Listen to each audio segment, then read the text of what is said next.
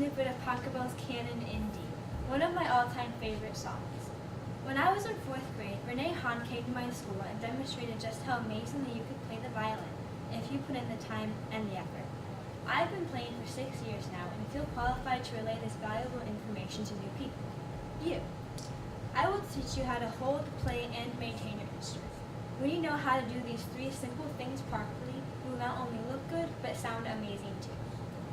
The first thing you need to know is how to properly hold your instrument. You always want to make sure that the top of the shoulder rest is on the top of your shoulder, not down by your collarbone. This really messes with your sound quality and your posture. The second thing is that your chin is always in the chin rest, which is this black thing right here, like this. This makes you look really cool. For this next step, if you have a pencil, can you please get it out? My teacher for my first lesson taught me what is called the bunny grip, because it kind of looks like a bunny eating a carrot.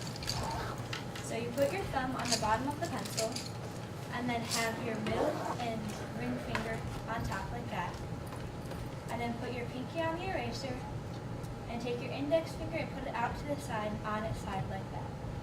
And now you know how to hold a bow. Alright, you can put your pencils away now, thank you. You've got the first step down, now let's move on to proper placement of the bow and fingers. A commonly asked question is simply, how do you know where to put your fingers, your hand, and the bow?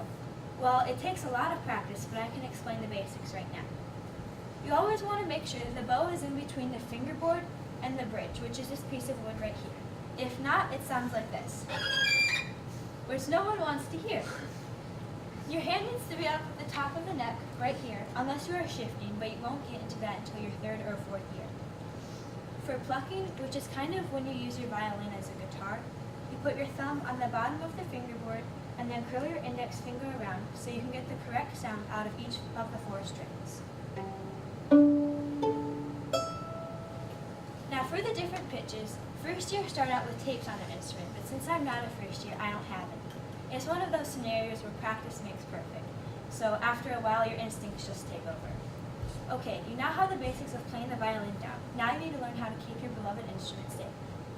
Every instrument has a specific set of instructions in order to keep it safe. Something that all stringed instruments have in common is that you need to rosin the bow. When I was young, I used to take my bow and rosin it like this, which is very choppy and creates a choppy sound with your instrument. Not until recently, I learned that you have to have very long, smooth strokes. This creates the proper sound out of your instrument. Another thing you want to watch out for is to keep your violin out of bad weather. Bad weather being humidity or dramatic weather changes from hot to cold or cold to hot. This really messes with the tuning. And the last and probably most important thing is how to properly take care of your instrument. For me, the first thing I do is I take my bow and I unscrew it. And then I put it in here, and I snap this shut. And then I take my shoulder rest off of my violin, and mine just folds in. And after that, I set my violin in and Velcro it nice and tight. And the last thing I do is take my cloth and make sure that the silk side is down on the instrument. And you always want to double check that the case is zipped, because I speak from personal experience when you just pick it up and everything falls in. Okay.